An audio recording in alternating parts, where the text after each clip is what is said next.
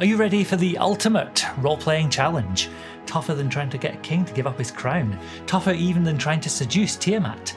Let's be nice. Let's be really nice. Let's be paragons of virtue, the goodest goodies that we can possibly be. It's genuinely very difficult. None of us are that altruistic. Otherwise, we'd be out manning the barricades right now instead of watching YouTube videos. But I'm hoping I can help you. This video is a guide for both players and for game masters on how we can bring these lovely but potentially difficult characters into our groups and to make sure that they don't end up splitting an adventuring party apart. Instead, we're looking to work together with the rest of the group to help bring our morally questionable friends along and to help everyone be a bit, just a little bit, more heroic. My name's Rich, this is Renegade Rolls, and let's be storytellers together with our friends. This video is a follow-up and a bit of a companion piece to one I did a few weeks ago about how to be a liar, a thief, a scoundrel, whilst still making sure that the character is a good fit for the rest of the party. For our good characters, we've got a lot of the similar problems, but from an opposite perspective. They're likely to be against any unnecessary killing or any stealing. This is going to put them in immediate opposition to any roguelike conniving characters, and the inter-party squabbles can tear a group apart. On the rare times I'm a player in a campaign rather than running a session, I really enjoy these characters. For me, it's a fun challenge to figure out what would an actually good person do in this situation. I know what I'd do personally, but that's not role-playing the character. To begin with, before we separate out Player's Guide to Game Master's Guide, here's something that is essential for everybody. You've got to find the reason why this person would be adventuring with the rest of the group. If the majority of the group are more pragmatic, shall we say, it might be difficult to find out how would this character, how would this lovely person fit in with all these scumbags. The best way of doing this is to make sure that your character, they're not just one-dimensional. If they are utterly single-minded to serving their deity, to following their one true path, they're probably going to be boring. They're probably not going to be interesting conversation. So if I'm making a character like that, I'm always looking for opportunities to give them something more about themselves. This heroic character, they don't need a secret dark side. What they do need is a bit of nuance. So players and game masters work together to figure out what that could be. Here's what I did. I got injured early in the war. I thought I was safe recovering with the medics, but you're never safe. You're never safe when you're fighting the undead. As the soldiers, as they died, that field hospital, they became the front line. I shouldn't be here. But this light appeared out of nowhere, came into this medallion, saved me from turning. I got out of there. Most of them didn't. Now, I'm learning to be that light in the dark, learning to help others however I can. That's my path now. Players, the first piece of advice for you is that good is not the same as stupid. A rule from improv that I always enjoy is that you should always be playing at the top of your intelligence. There's the cliche of the paladin of the party being lawful stupid, where they just turn their back and hope that the rest of the group won't be committing crimes. You don't need to do that. And actually, in real life, the most good, the most moral people I've ever met are some of the smartest that I know. This is actually about finding the nuances of your character. What makes them tick? What makes them go? What gets them excited that's not just saving the world and fighting the good fight? I meant what I said in the introduction about this being a real roleplay challenge. I'd argue that what makes a good person in real life and in our role-playing games, it's not someone that's looking to pick a fight all the time, but they choose their moment. They choose the time where they can have maximum effect. There's a wonderful line in Deadpool, of all places, that says exactly this. 4 or 5 moments. That's all it takes to be a hero. People think you wake up a hero, brush your teeth a hero, into a soap dispenser a hero. But no. Being a hero only takes a few moments doing the ugly stuff that no one else would do. The best way of making sure that your character doesn't immediately fall out with the rest of the group is to make sure they've got other things in common. It's likely that they will have common goals in terms of the arc of the campaign, but if you can, have your character volunteer to help others achieve their personal goals, as long as that doesn't contravene your moral code. On moral codes, it's worth thinking about this in advance. Just like all of our favourite rogues and thieves will have lines that they won't cross, it's worth thinking about the true values that your character has. Our heroic hero characters work best when they're not being dogmatic, when they're not fighting for the god of light because they say so. They work best when there is an inner drive, an inner fire and passion to achieve these things. It's also okay for our goody two-shoes characters to have some secrets from the rest of the party. Just because they're a nice person doesn't mean they're an open book. I wouldn't recommend making these secrets something like, "Haha, I was secretly evil all along, haha."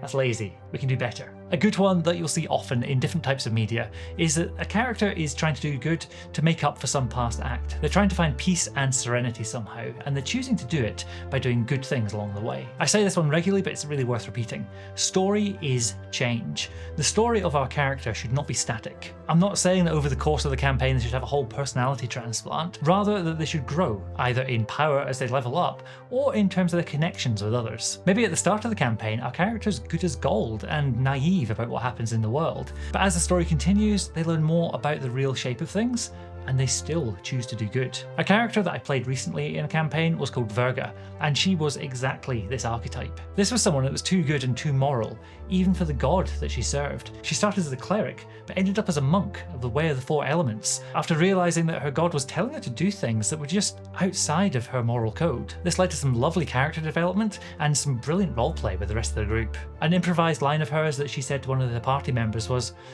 "I choose to trust, even though I might get hurt by doing it." And that was actually a way for her to build a bridge with one of the other characters who was struggling to fit in with the rest of the party. That character was very suspicious and very slow to trust, but Verga, by being open to this new person, was able to welcome them into the fold. The last bit of player advice before we go into the GM section is to remember that they don't have to stay that way. They don't have to remain as this goody two-shoes the entire time. There might be a traumatic event that causes them to become more cynical. Likewise, you might have started with a cynical character who then, over the course of events, realizes that their path has to be a righteous one. Both of these are really fun to play with, and I'd recommend chatting to your GM if you're thinking that your character might go in either of these two very disparate directions. GMs, your first piece of advice, which should come in session 0, is think about, is this character going to be a good fit for the party? Are they going to fit the world properly? If you're playing a game like Merkborg, I do not know, I'm very sorry.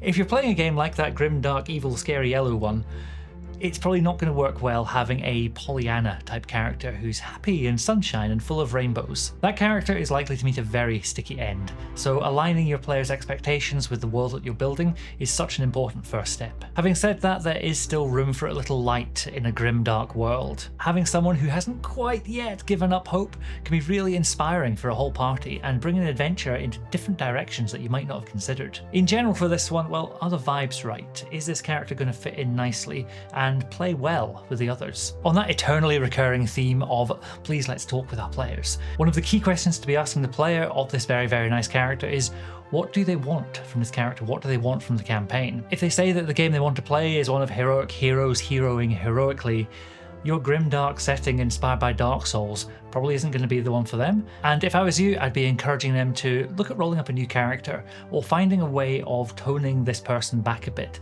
so that they fit better into the world that you're planning to build. It's likely that this character have no problems whatsoever in making enemies within the party, but if there isn't someone who is an obvious foil and an obvious counter to them, invent one outside of the group. Maybe it's an NPC who's pretending to be nice but actually doing nasty things. Or someone that's maybe even better, even more heroic than our hero in the party. And they then end up getting jealous. They end up being spiteful of this other person. Both of these can give you some more story options if your group isn't necessarily great at interacting with each other. If you've got a character like this, one of the most fun things to do is to test them a lot, regularly. Make things tough for them. Make their life hell. Throw them up some difficult moral choices and see what they do. See if they will continue to keep on the side of righteousness. Obviously this can get frustrating if you overdo it, but your player is likely to enjoy the challenge. The inverse of this, which equally applies, is we should be giving these characters opportunities to show off, opportunities to prove just how good and righteous they are. Have the party find someone wounded at the side of the road, let the character heal them, and don't give them a nasty consequence. Don't fall into the trap of punishing their good behaviour. You might assume that with a character like this, everything in the party will be harmony and sweetness and light. But I've found these characters can actually be the most divisive. They can pull parties apart and leave the party entirely if the rest of the group are doing things that just do not feel right to them. As GM, it's something to keep an eye out for and talk to your players about how you want to handle PvP and how you want to handle this kind of delicate situation. Assuming the group finds ways of hashing it out and sticking together, you should be on the lookout for this character's arc, because it can be a fascinating one. Often player characters will have these nice redemption stories getting better and more heroic as they go.